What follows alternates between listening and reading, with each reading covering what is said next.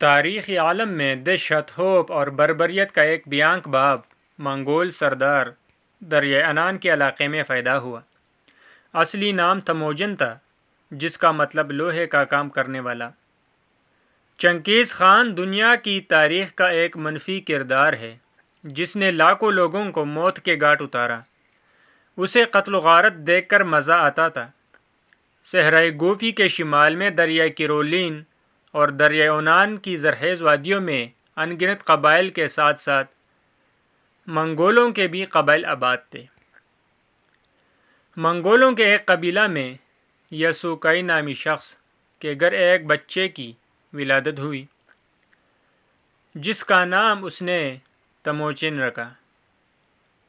اس موقع پر اس قبیلے کے بعض دانا لوگوں نے یہ پیشگوئیاں کیں کہ یہ لڑکا بڑا ہو کر ایک ظالم و جابر جنگجو حکمران بنے گا۔ منگول وحشی قسم کی شکاری قوم تھی۔ چونکہ یہ علاقہ برفانی تھا، اس لیے انہیں برفباری اور سردی سے بچاؤ کے لیے کھالوں کی ضرورت پڑتی تھی، جس کے لیے یہ لوگ چھپ کر گاتھ لگا کر جنگلی گھوڑوں اور باراسنگوں کا شکار کیا کرتے تھے۔ سردی سے بچنے کے لیے یہ جانوروں کے گوشت کے ساتھ ساتھ ان کی آنتیں تک کھا لیتے تھے اور ان کا خون بھی پی لیتے تھے۔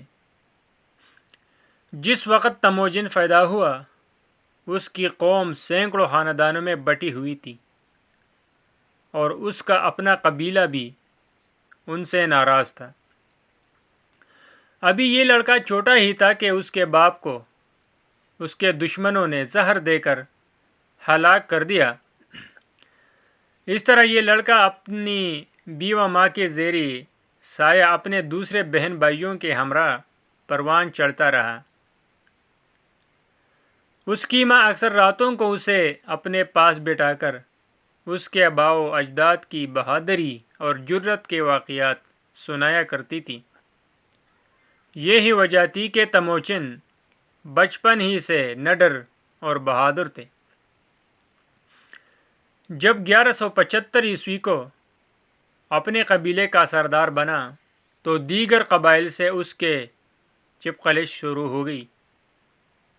اس نے تمام قبائل اور حلقوں کو اپنے زیر اثر کرنے کی بھرپور کوشش کی، کیونکہ اس وقت منگولیا پر کئی قبائل کی حکومت تھی۔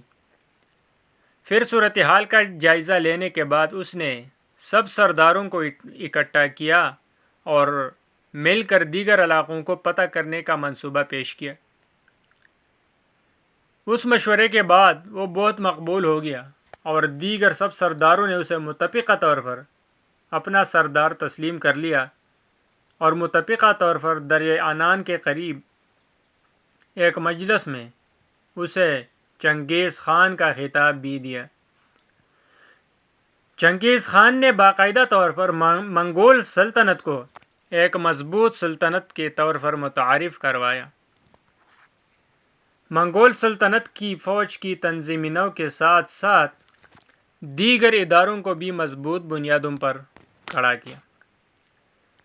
اس نے فوج کی تنظیم کے جو اصول مقرر کیے وہ صدیوں تک فوجی ماہرین کے لیے مشغلِ راہ کا کام دیتے رہے۔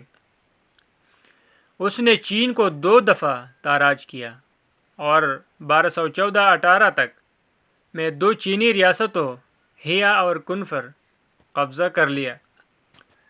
چنگیز خان کی حکمت عملی اور جنگی منصوبہ بندی نے چینیوں کی کمر توڑ کر رکھ دی تھی۔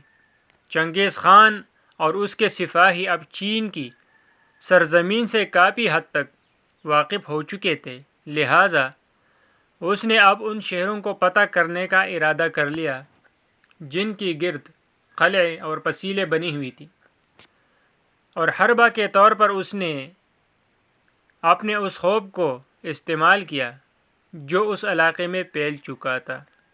اس نے چینی لشکروں پر اپنی دہشت پھیلانے کے لیے یہ اعلان کر دیا کہ جو منگولوں کے سپاہیوں سے جنگ کرے گا ان میں سے کسی کو بھی زندہ نہیں چھوڑا جائے گا، اور جو چنگیز خان کی اطاعت کرے گا اسے کچھ نہیں کہا جائے گا۔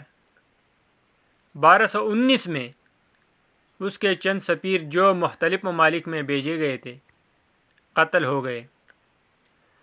اس واقعے نے اس کو تسخیر عالم پر ابھارا اور وہ دنیا کو فتح کرنے کے ارادے سے نکل کھڑا ہوا۔ المختصر، اسی سال اس نے شمالی چین اور افغان سرحد کے کئی علاقوں کو فتح کیا، بخارا اور مرو کے علاقے کو لوٹا اور ہرات پر قبضہ کر لیا۔